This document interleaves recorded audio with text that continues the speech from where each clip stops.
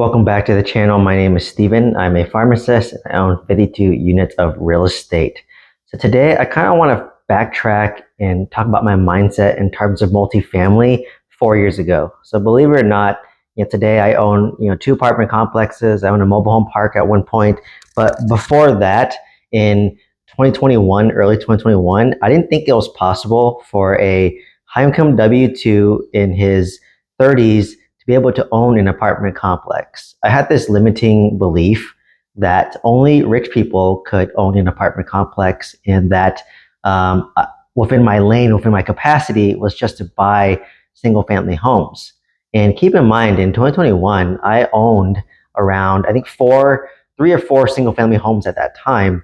And despite owning, 3 to 4 homes, despite having an over $1 million net worth at that time, despite making about 180K as a pharmacist.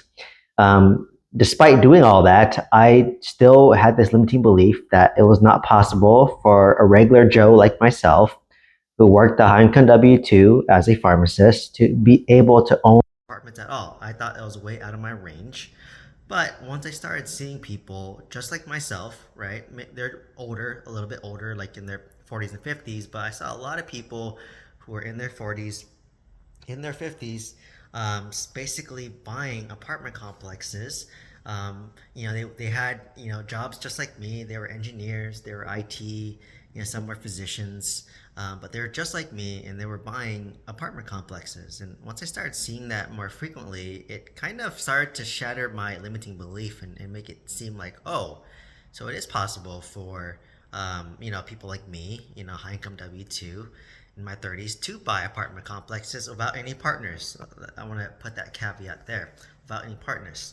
So, I started seeing people buying it left and right. And keep in mind, I was just buying real estate in California where it's, about $1 million for single family home. So the thought of buying like an apartment complex seemed too daunting because it's hard enough as is to buy a single family home in California. But once I started looking at a state in other markets, I started to learn that, wow, in Oklahoma, I could buy a, 26 unit apartment complex for under $1 million. And I remember when I first learned that, it blew my mind. I was just like, wait, how is it possible to own a 26 unit apartment complex for under $500,000? If you guys follow me, I bought my 26 unit for 520K. And also, I bought a 20 unit for 350K, which is cheaper than the price of a condo literally in the Bay Area. So this blew my mind. And then the second fact that blew my mind was that rents were like 500 to 700 bucks. And I was just like, wait a second, how can rents ever be 500 to 700 bucks a month? Literally in the Bay Area in California, it cost $10,000. I was charging $10,000 literally just to rent a room in a house that I was living in to house hack. Like, not even a whole house or a whole unit. So that really blew my mind when I heard that and when I learned about that. So, the combination of seeing people just like me buying apartment complexes, followed by the belief that, like, wait a second, apartments can be in your price range. You just might have to leave your market that you're in. Certainly California has their pros and their cons, right? But I was just like, what? I can buy apartments that, maybe I can't buy apartments in California yet, but I could buy out of California and then maybe 1031 exchange into California if I do want to own some apartments in California. So it was very eye-opening. And the moment that belief was kind of shattered, that's when I felt like the universe brought me apartment complexes, right? Like literally within like, I think early 2021, I got exposure to those who were just like me buying apartments. And literally, I think by like August of that year, I closed on my first apartment complex. November, I closed on my first mobile home park. And then May of 2022, I closed on my 20 unit apartment complex. So I destroyed this limiting belief, and all of a sudden I was able to scale. But keep in mind, I had the money, right? Like I did a cash out refinance. So I had the equity there, sitting there, the property's there. But despite that, I had a limiting belief. And I remember I always felt back then that I'm just one small tweak away from exponential growth.